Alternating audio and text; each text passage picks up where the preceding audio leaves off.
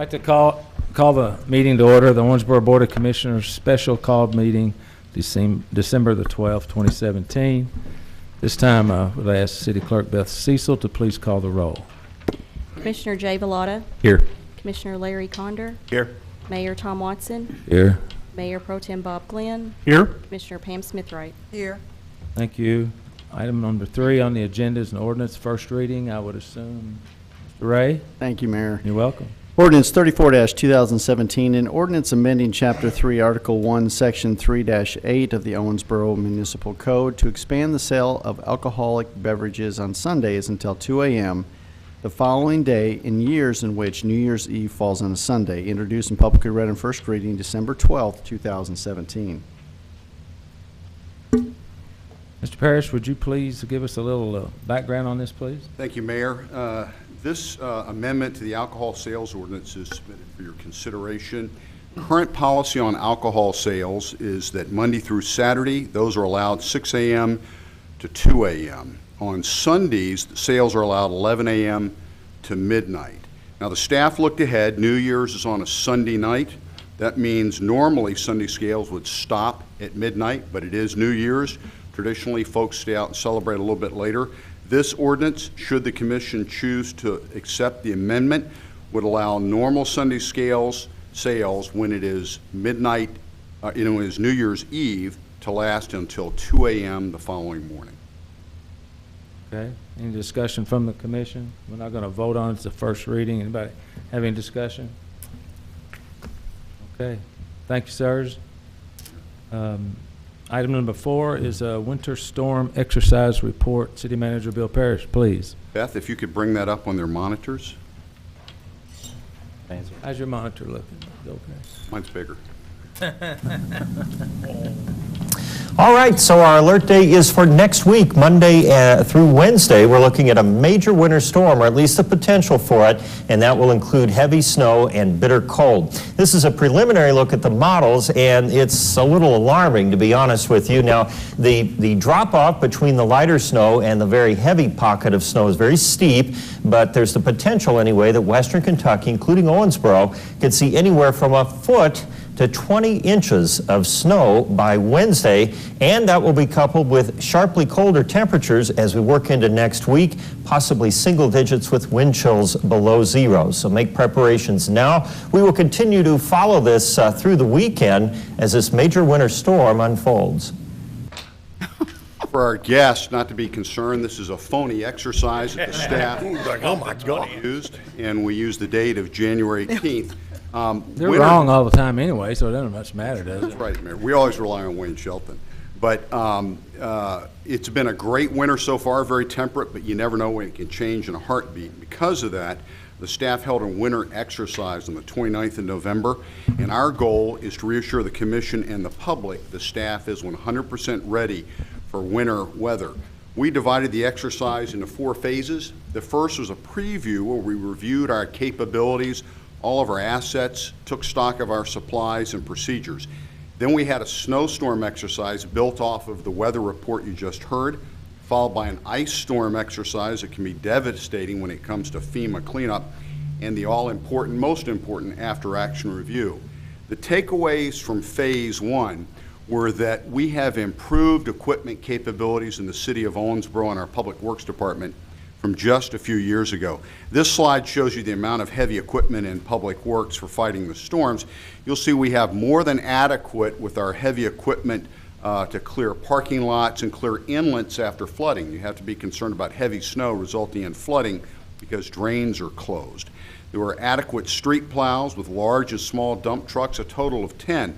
That's actually up from a few years ago because we retained some old street plows and old salt spreading boxes, and we'll put them on the back of some of our sanitation trucks if it gets really bad in the city. Brine trucks have been increased from 1 to 3 brine trucks, where we can put down that salt water on the pavement to keep ice from bonding to the pavement. And we have some small pickup trucks with salting capability to clear our parking lots, so we don't have to use our street cleaner equipment for that. We also have a full stock of supplies at Public Works. Our salt barn is completely full with 2,500 tons of salt. We use calcium chloride in liquid form. That is used to spray on the salt when it gets exceptionally cold. Salt doesn't melt snow. Calcium chloride aids it to continue to melt snow at lower levels. We have a full stockage of calcium chloride and of brine, where we mix salt water to spray on the streets. When we use that, we can keep pace with production and continue to make brine and never run out. We also have adequate diesel and gasoline fuel at the Public Works Department, so that if there's a crisis in the community, Public Works can continue out on the streets even if we can't get to gas stations and immediately fill back up. Additionally, our fire department has superb capabilities in that all of their command vehicles are 4x4 capable for driving on our slick or snowed-in streets.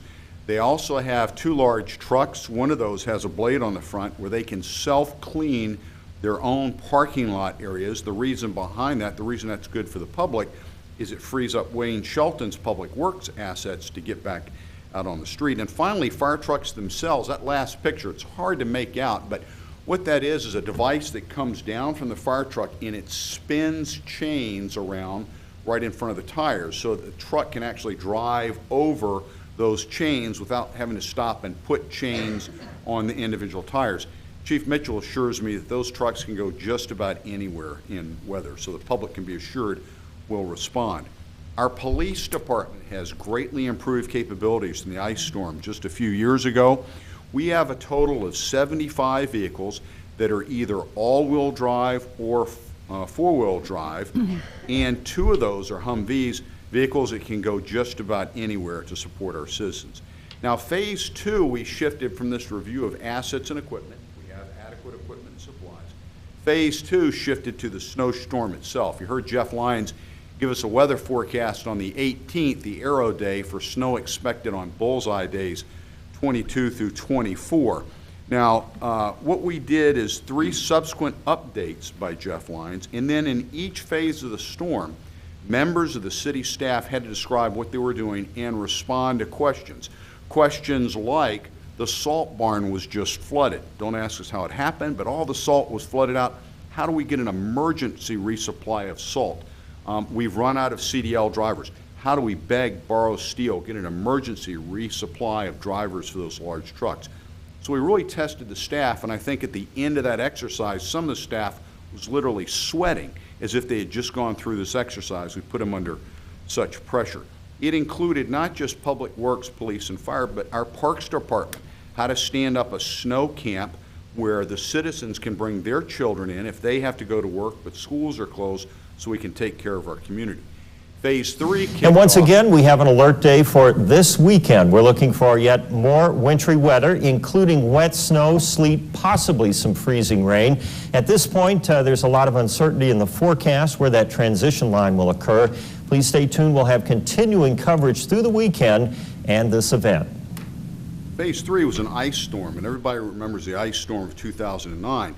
The problem is not so much the ice. There's only so much you can do. You can put brine down on the road to keep the ice from sticking to the road. There's only so much you can do to treat ice. Where the problem comes in is when that ice starts to break limbs, starts to close down power lines. We included OMU in this event exercise, and it becomes a FEMA exercise for cleaning up our community and seeking reimbursement.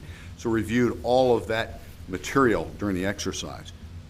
Even though we want to think we'll have a great winter, it's important for the staff to take the time out to train, because this is a view from 2009 that TV 75 took. It's easy to put this in the rearview mirror and forget it, but this is what the city could face.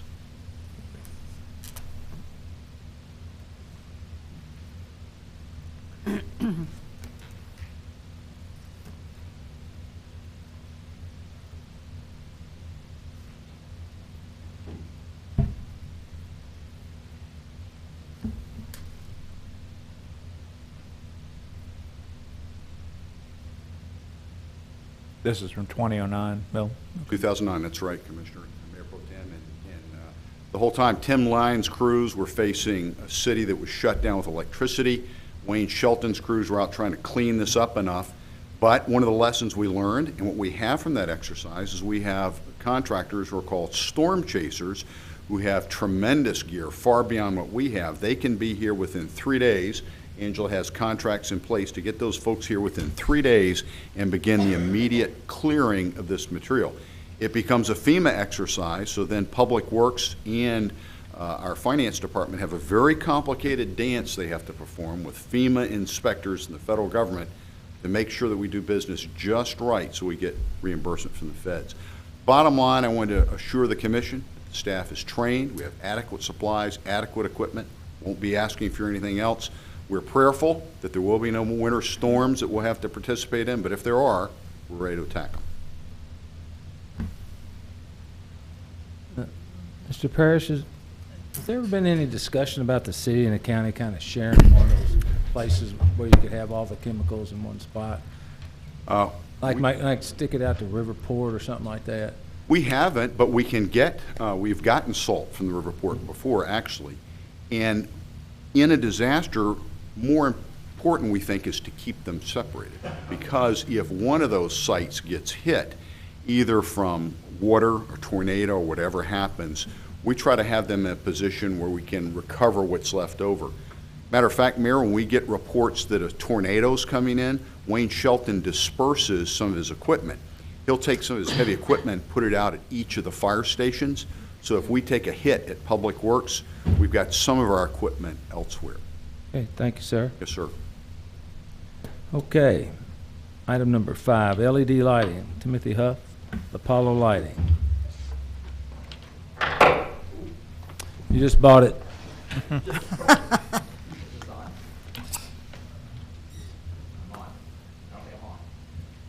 Hi, I'm Tim Huff. This is a smart LED light. We're going to turn this on. Bob, why don't you go ahead and turn that on? This presentation is a little bit longer than the time, so I'm going to try to run through it kind of quickly and give you the highlights of it. Our company, it's not on, is it? It is? Okay. Sorry. Our company is headquartered in Naples, Florida. The LED light is a smart grid system, basically, and so we really don't say that we sell LED lights. We sell a smart grid system that actually creates a communication grid for a city to use. Some of the features that it provides is citywide Wi-Fi for recreational and park areas or for the whole city. It also does security cameras, which we'll demonstrate in a second. The security camera also has an SD card held within each light that has a camera within it. Yes, sir. SD means what? SD. That's the actual, those little bitty, like... What's it mean, SD? The actual SD mean? I don't know. The acronym. Okay, moving right along. It's a memory card, basically. It's a chip card that goes into the actual light itself. The important part of that is sometimes when video surveillance is disrupted, going back to where it's being maintained, you can actually go to the actual camera itself and get the SD card out of the light and actually insert it and watch the video. It contains up to 30 days of video in the SD card itself. Okay. The lights do utility meter reading. It can help you control your traffic lights. You can actually tie your traffic light system into it to basically, as your city or congestion areas grow, it'll help you actually monitor traffic, and as the traffic increases, it'll do more green one direction and more red the other direction to help you control your traffic. You can actually even count your traffic. It can count down from a bicycle all the way up to an 18-wheeler, and it can distinguish the difference between the vehicles, whether it's a bicycle, a motorcycle, a truck, a trailer, or a tractor trailer. You can also put different sensors in it. You can have smoke sensors, CO2 sensors. It can triangulate gunshots. It can do, basically any kind of detection system inside the system itself. I don't know. I know I asked Jay to log on to it earlier, but if any of you have a smartphone up there, if you want, do you want to actually, Jay, are you connected to it now? No, but I can be. Hang on one second.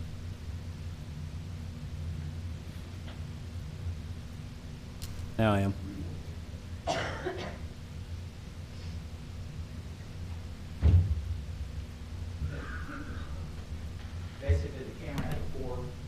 4K definition night vision camera on it. Okay, so it can be read at night. Okay, and this is just connecting my smartphone. You can actually connect it yourself if you want to. I can show you how to do that. But it is a night vision camera. Each light can be, equipped with one. Of course, you normally would not want to put a camera in every street light. Owensboro has 13,000 street lights. The average lifespan of a standard street light is about 2 years. An standard LED street light lasts about between 8 to 10 years. The definition of an LED street light lifespan is how bright you run this. This light is being ran roughly at 50 to 60% of its power. So this light will have a definition lifespan of almost 24 years. So that means it will last 3 times longer than your standard LED street light. So even if you change from your old street light to a new LED street light, you will change that street light 3 times before you'll have to change the LEDs in this one. Okay, so that's a big advantage. The other advantage of the street light is that it has the ability to be dimmed and brightened, because it's only being ran at 50% power, based on down to a street pole itself.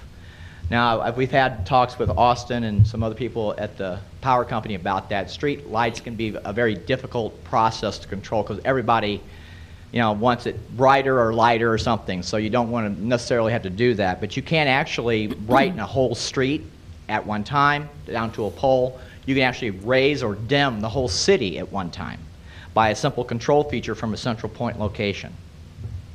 Okay? I'll go through this really fast. The difference also that is a challenge for a lot of cities wanting to put in a smart grid system is that you have to have the grid in place to actually utilize the grid. If you're going to do municipal Wi-Fi and provide high-speed bandwidth for your citizenry, you got to have the grid, the skeleton there. You can't just put a section of lights up and expect to have a communication grid throughout the whole city. So you have to deploy it. We provide free engineering and support for that network to work with your communication division and your engineers here in the city to make sure that the network is installed properly.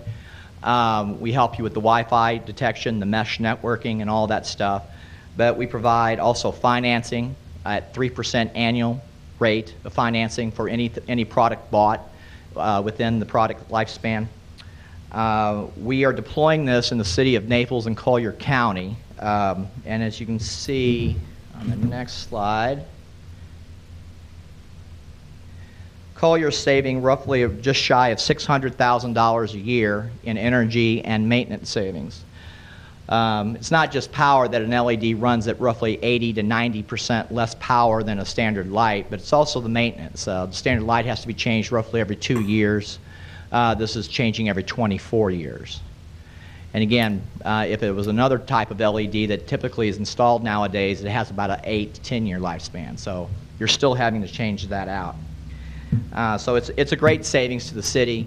It provides a hierarchical smart grid system that I like to think of as like a Lego building block. You put it in, and as you want to add these features, as the city wants to take advantage of these things, you can add them. Everything within the light is software except, of course, the LED.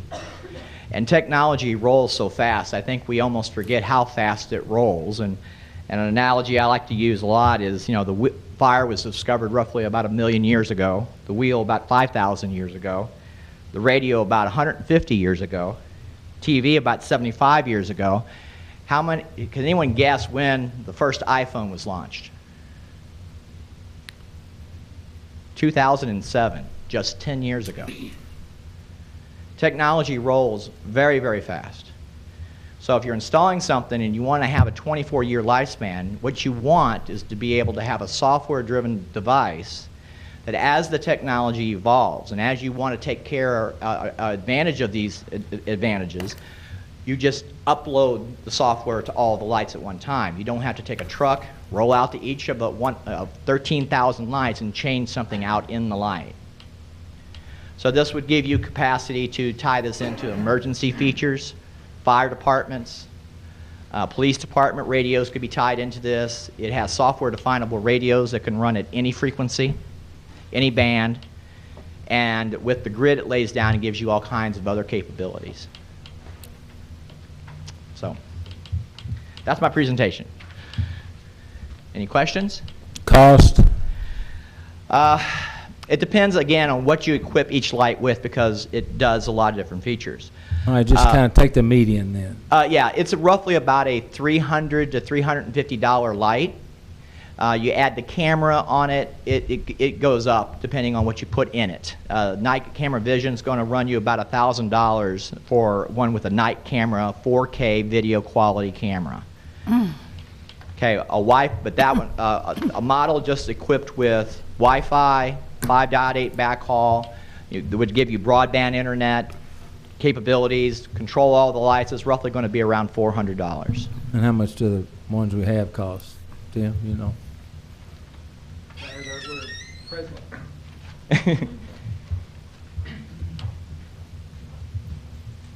Tim Lyons, OMU.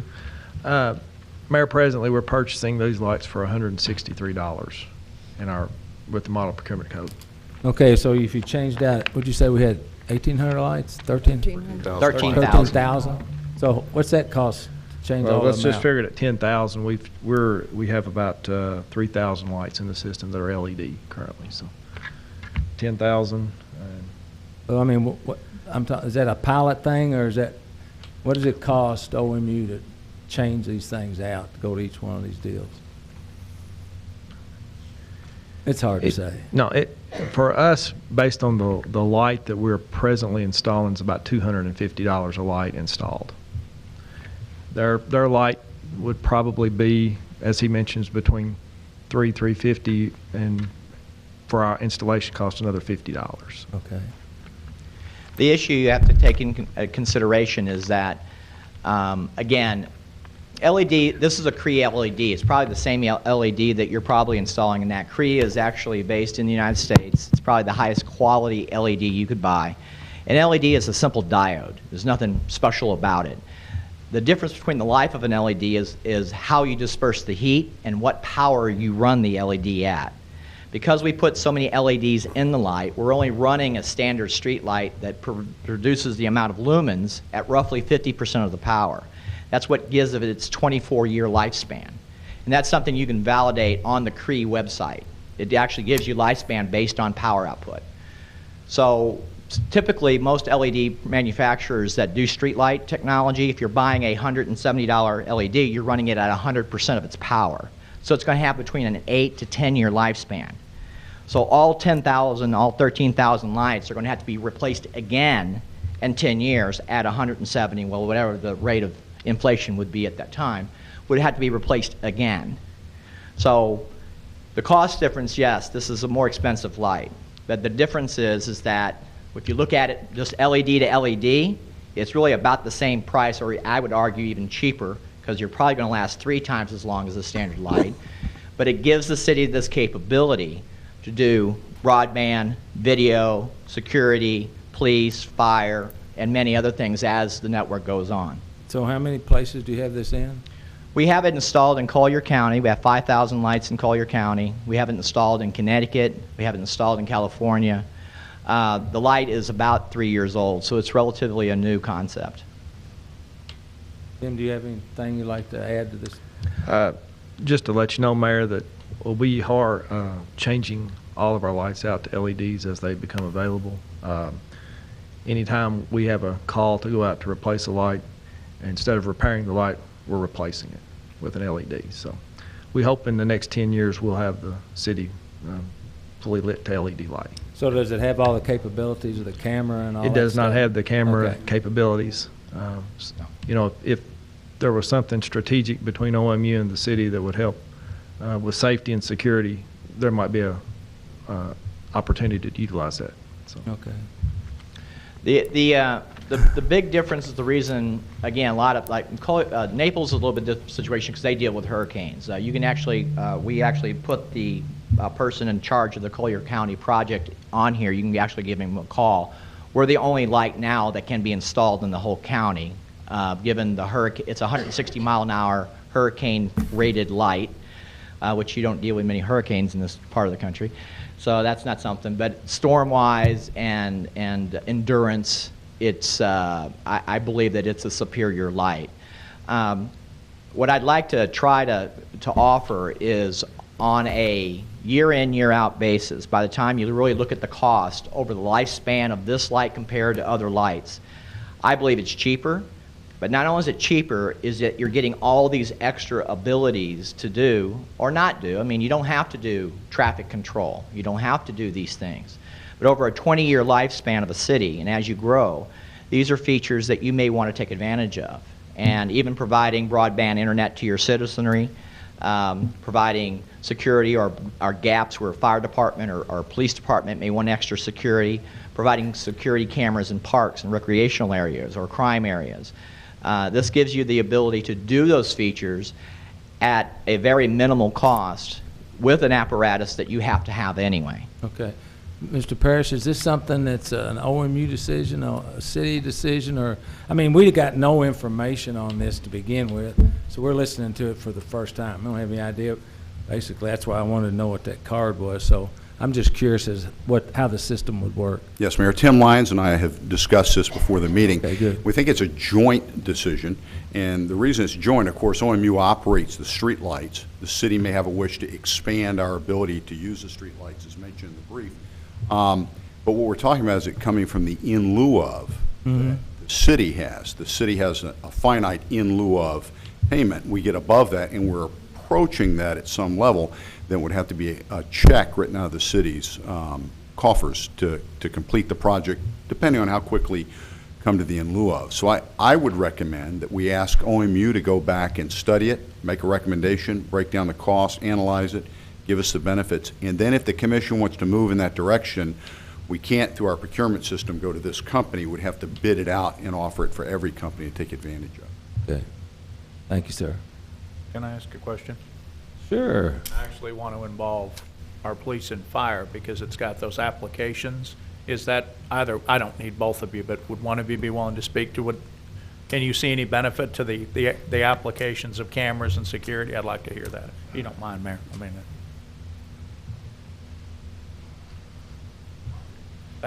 thanks, Chief, for stepping up.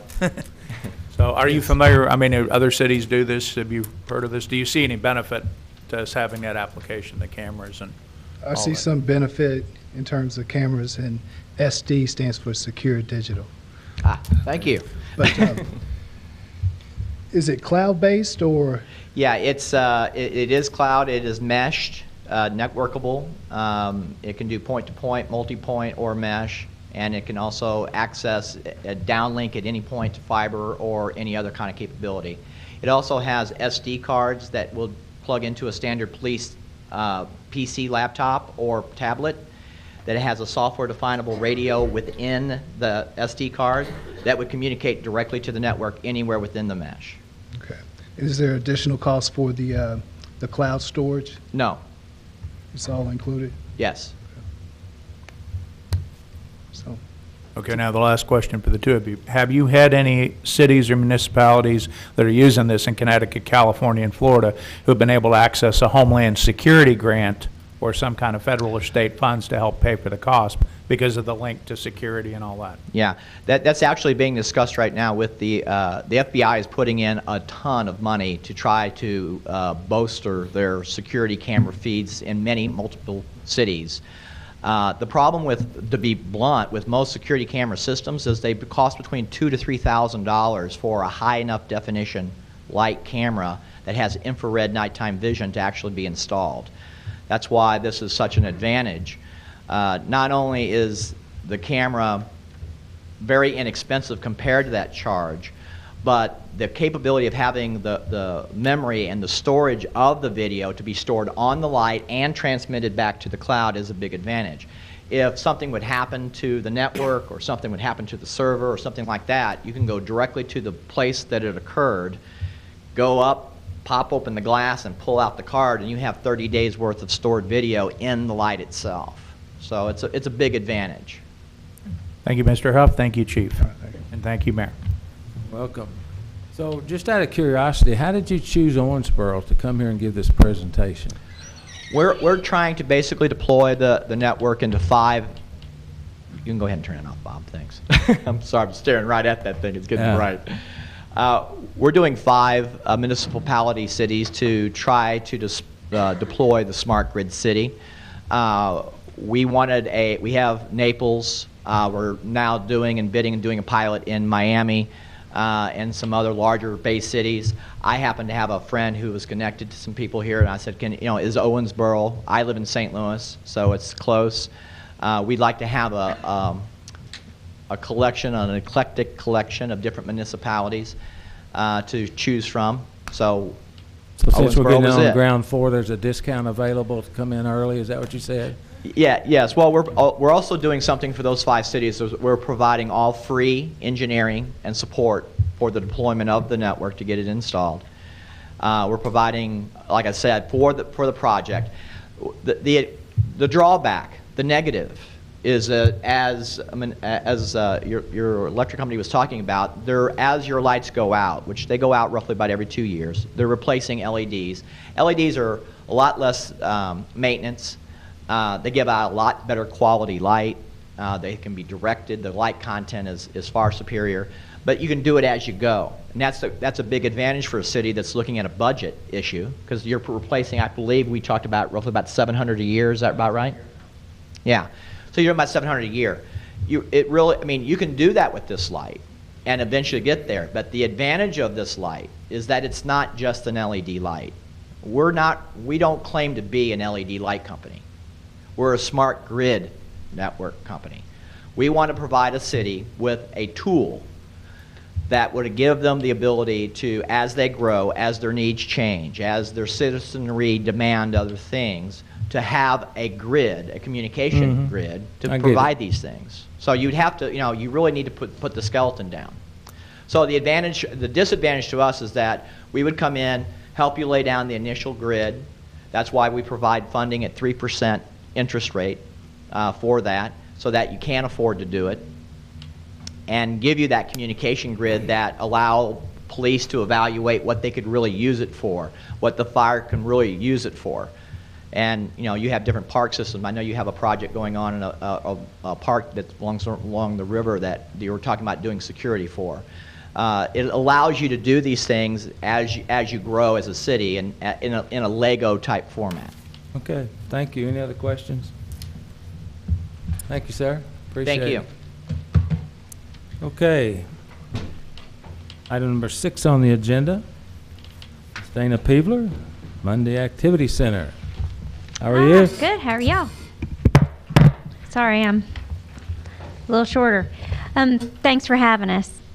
What we want to talk to you guys today about is it's an age-friendly community. It's a livable community. Oh, thank you. And the concept is going to be shared by Mr. Eric Evans, who is the Associate State Director for Advocacy and Outreach. I almost nailed it. I didn't. Then I also brought Bill Cooper. A lot of you all remember him from GRAD. Today is somebody that Mike can answer your questions, and then Nelda Barnett also, which very active in the senior community as well as AARP. So I'm going to turn it over to Eric. I have a few things that I'm going to hand out to you that he's going to speak about. And again, thanks for having us. Thank you all. I'm delighted to be here. And you got to tell us your name and address for the record. Eric Evans, Associate State Director of Advocacy and Outreach. I'm actually from the ARP Louisville office, but I grew up down the street in Madisonville, and I'm very familiar with Owensboro. I spent a lot of my childhood at the Joan Ramey Ford tennis schools, and I also can attest that Owensboro definitely does have the best barbecue in the world. So I'm lay it on thick, man, before you get us a story. Keep laying it on.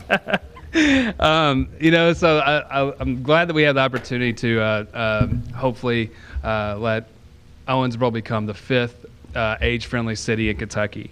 Many of you've probably heard about AARP. If nothing else, you know that we send you a bunch of mail. and we'll find you with our mail, either whether in your monkey's eyebrow or Kentucky or Philbot, we're going to find you. We have over 455,000 members in Kentucky, and we work on a variety of issues: financial security, utilities, transportation, and housing, and livable communities, which is what I'm here to talk to you about today. The current age-friendly communities in Kentucky are Bowling Green, Louisville, and Lexington, and Berea, and Louisville, and we're hopefully Owensboro will be the fifth. We have around 186 cities that are designated as age-friendly cities with the World Health Organization, which we're a partner of in the U.S., around the nation. And I brought this video just to kind of give you a clear picture of what we're looking at. And it's in a town that's smaller than Owensboro, but it's pretty similar in Minnesota. It's a agriculture town that has a river next to it. So. Well, this is really a pivotal point in American history because last year, the first of the baby boomers turned 70. And older people today, they're healthier, they're better educated, they're living longer, and they're not just content to sort of collect stamps and, play shuffleboard. They want a more active lifestyle. Seniors are vitally important to a community because they oftentimes have the time and have the life skills to really become those spark plugs that make a community happen. It takes a lot of work to transform a community from being a ho-hum kind of place to being a thriving, buzzing, exciting place. Walking is the best measure of a great community because if people can walk there, just simply you're going to have more local businesses, people are going to be healthier, they're going to get to know their neighbors better because they're going to bump into one another on the sidewalk. And so it is kind of a perfect situation where simply getting involved in your community is not only going to make a greater community for you to live in, the benefits are literal to you, in terms of your mental health, in terms of your physical health, and just in terms of your whole enjoyment of life. The concept of an age-friendly community is that you're creating a great community for people of all ages. And it started with the World Health Organization. It was a response to global trends in terms of shifting demographics and an aging population. AARP became the U.S. affiliate for that age-friendly model several years ago, and we're up to now, I believe, over 150 communities nationwide that are pursuing an age-friendly designation. I think the key to an age-friendly community is that it's not a certificate of achievement. It's a commitment by a community and the people in it to make improvements going forward. They can look at things like housing, transportation, civic engagement, healthcare, everything that makes up a livable community and allows somebody to remain in that community as they age. Those are the things that a city, a village, a jurisdiction might look at, and then to really rigorously look at how they're doing, make improvements, and then take the next step. So where AARP comes into play is as a catalyst, an organization that encourages, that has a tremendous amount of resources, that has scope and breadth across the entire country, and can really help network communities together. And the model's flexible because not all cities are the same, not all communities are the same, and they start from different places. You look to Washington, D.C., you look to state capitals, and increasingly we have a lot of gridlock and a lot of dysfunction. So we know where ideas are taking shape and where things are actually happening to improve communities are at the local level.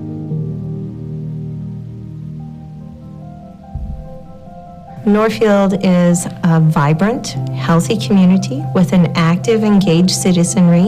We're really known as a destination community for seniors. We get national recognition for that. We've known for some time what the demographics have said. By the year 2020, we'll have more people over the age of 65 than we have in K through 12 education. And so it's really important for us to take a really strong look at this now.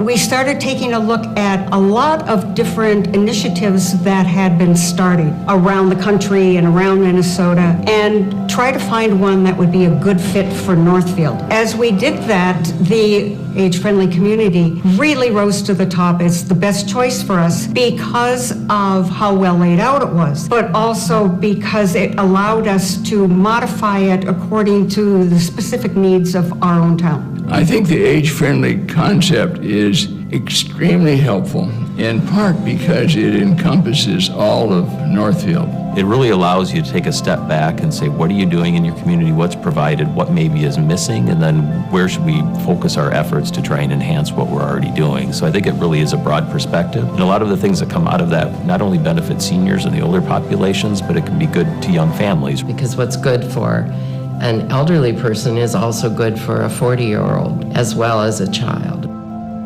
It is definitely a community-based process here with all of the participants that we have in Northfield working on this project, which is great because I think it doesn't ever work as well when the city is leading a process and forcing something upon the residents. This truly is coming from the people. Everybody's very energetic. Nobody's coming to say, oh, I got to come to this meeting, because primarily they're coming because they want to. I think this community has preserved a lot of that ancient tradition where knowledge and wisdom resides in the elders. We have been able to connect so many parts of the community. It's a unifying and a uniting process to go through.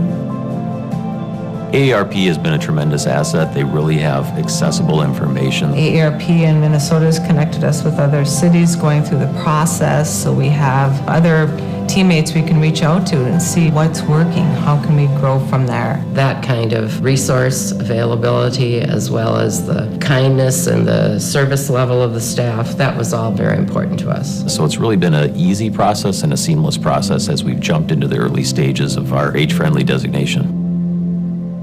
I think there are other real tangible things that I expect to see us to continue to build off of into the future as well. Transportation networks that provide sidewalks. I think you're going to see a growing environmental stewardship to take a look at sustainability issues. The future is bright, and I look forward to finding out where are the areas that we're doing well and where can we improve. I think it's really exciting because it will give opportunities for adults to live fuller lives. I honestly don't think there is another place that I would rather grow old than Northfield. It's up to us to make sure that we live well.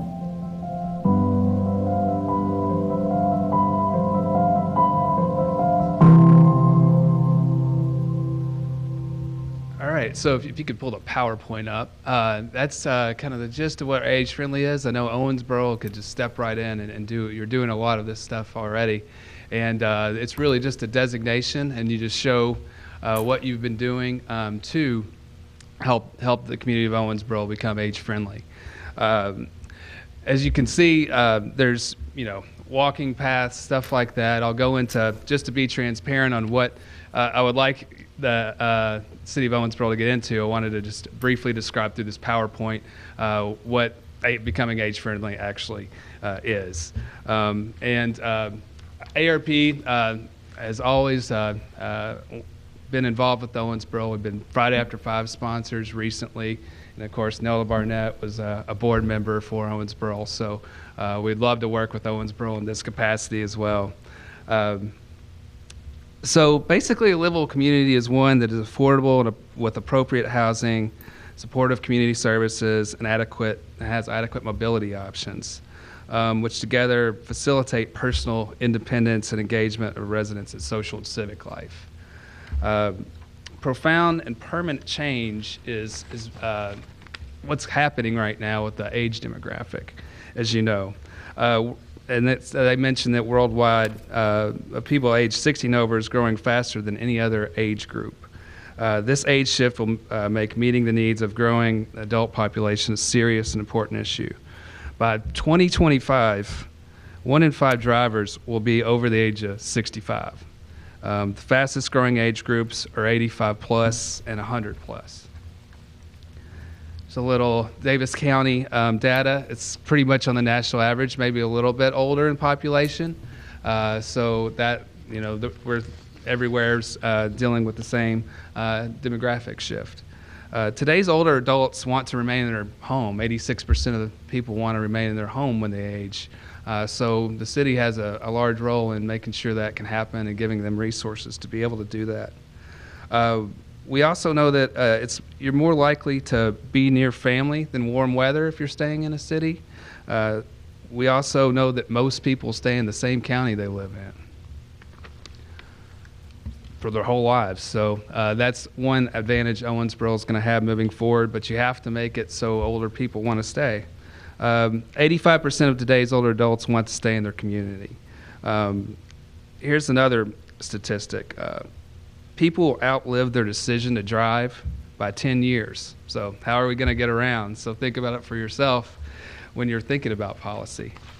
The age-friendly network, we described that. You know, there's some Owensboro pictures. Basically what it is, it involves 8 domains. So when you're thinking of doing age-friendly policy, you can break it down in these 8 domains. It doesn't show up very well on the screen, but it might show up on your on the handout I gave you.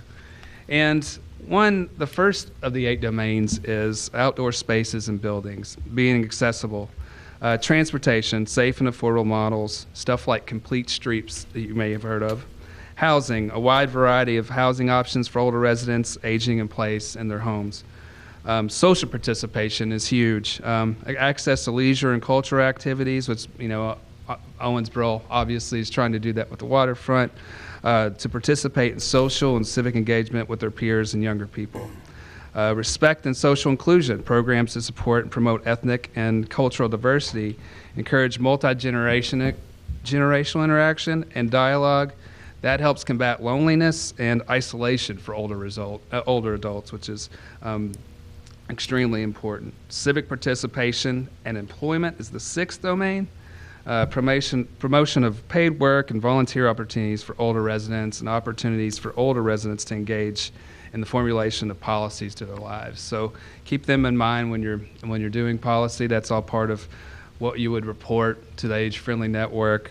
Communication and information, promotion of and access to the use of technology that we talked about earlier today, that could possibly help to keep older residents connected to their community, friends and family, both near and far, and community support and health services. Obviously, the model moving forward, we think should be home care services rather than being institutionalized. Everybody wants that, and if we can make sure that the city's forward thinking with that would be great. So what it basically boils down to is we want the places where we live to be good for people of all ages and good for business. We want communities for all, from babies to baby boomers and beyond. We all benefit in the places we are designed for our entire living lives. These are really benefits of becoming an age-friendly community. That's connection and information, as we mentioned in the video. And there's different resources that we have available. These are you can refer to these on your PowerPoint. I don't want to go through all of them because I know we're short on time, but it gives you the opportunity to encourage local residents and businesses and other nonprofit groups to play an active role in government as well, which I know we all want. Connections to global national networks. If you're doing something similar to somewhere, maybe in a foreign country, you'll have that network to refer to. Opportunities for partnership with other communities, both domestic and international, and mentoring, assessments, and peer review evaluation by experts. We will have experts that can help out with everything. And of course, recognition by AARP that Owensboro is committed to becoming an age-friendly community. As you saw the promotion we did with Northfield, Massachusetts, similar things like that. We're really good at doing press events and things like that we can help out with. So we have survey instruments and all the other types of things to help you out with moving along.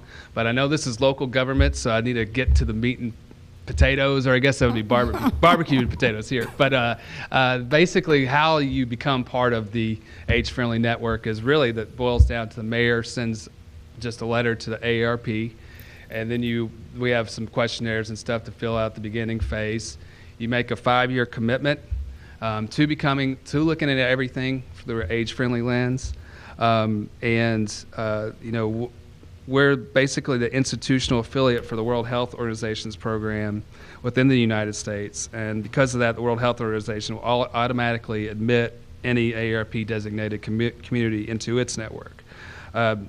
Basically, our state office, towns, and counties believe that we can commit to this cycle of improvement in those 8 domains. And then AARP advises the World Health Organization and the municipality's intent after we get the letter and the paperwork in. And then once admitted, the communities establish an advisory committee that includes actively engaged older adults, secure a local municipal council resolution to actively support and promote the work being done to become age-friendly, and then establish a robust and concrete plan of action that responds to the needs identified by older adults, and then commit to measuring activities, reviewing action plan outcomes, and reporting them publicly. At the end of the first 5 years, participating communities submit a report of progress to AARP and the World Health Organization. So the process is, main 4 simple things, kind of went along: enrollment, planning, implementation, and evaluation. And that's kind of a visual on how that's done that you can refer to. And once the action plan is submitted, the content of the plan must clearly outline the activities, the indicators to be used to measure the implementation, the goals, and the responsibility of the agency and organization. We have a survey instrument for those 8 domains, and then sample action plans that will help you along the way. So, you can save time just on planning if you just use some specific examples that we give you, or that you can look up online, and I'll give you that address. It's accessible at any time. So the program cycle of an age-friendly community aims to promote continuous improvement where evaluation is part of the core. So there's 3 milestones over 5 different years. Evaluation was expected to be part of the program cycle beginning from the planning through the implementation, so that you can set out where you are going. So basically you just have to demonstrate how your travel has been. Where did you start from? Where are you now? That end of that 5-year period. We must evaluate because not only is it the right thing to do, but also it is the commitment to identify, monitor, and measure indicators of progress so you can report those. Helping communities to understand the goals could and should be aspirational, but that in some instances the outcomes are extremely long-term, so it's important to have measurable outputs as well. Also keep in mind some of this stuff doesn't come with a price tag at all, so you can always look at it that way, especially with communication, things of that nature. Working with other nonprofits. Also, there's resources for grants, things of that. I know the strains of local government are great with pressure from businesses, state government, federal government, nonprofits, and most importantly, your constituents. We at AARP and the Network of Age-Friendly Communities are here to help you navigate that. It will go a long way with your constituents because we know our members are supportive of this. I know that many of you are well aware of your aging constituency, and you know the needs very well. So this just gives you an avenue to support it more and have Owensboro become promoted as an age-friendly community. You can go to there's my contact information is also on your sheets, and you can go to aarp.org/livable for any sort of resources you need. And I thank you for all your leadership that you've already done for the great city of Owensboro. And again, I thank you for the opportunity to present to you today and for your barbecue. Okay, thank you. Any questions from the commission?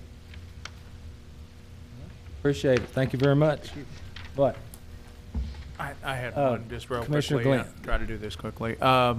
With this designation, if we're successful in achieving it, does it help us to apply for grants for things like building a new senior center? I would assume so, yes. And yes. Okay. I wanted to get the amen from Dana over there. Yes, Okay. that would be obviously part of integral role and a lot of what we're looking to do, especially social participation. Thank you.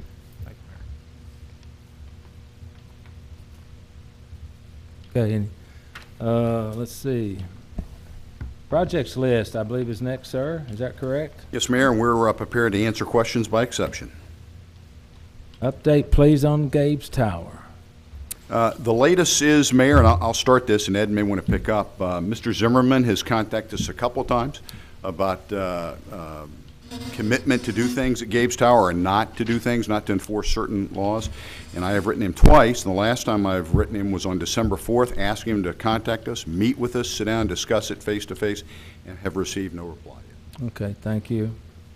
I would add one thing, Mayor, and that Yes, is sir. that we have had contact from his council, just stating that they want to talk about the sale of the facility. So that's happened recently. I expect to make a call back either later today or tomorrow to his counsel and find out what information he has, and I'll certainly pass that on to Bill. And if there's anything to report, we'll get that out to you. Seems like we've gone down that road before, haven't we? Twice. Couple times. Twice, yeah. Okay. That's the only thing I have. Was everybody always asks me about an update on that thing, so now it's out. You get all that, Austin? Oh, boy. Anybody else? Okay. Anything else from the staff? No, Mayor. Thank you. Ho, ho, ho, we're done. Motion to adjourn. Motion to.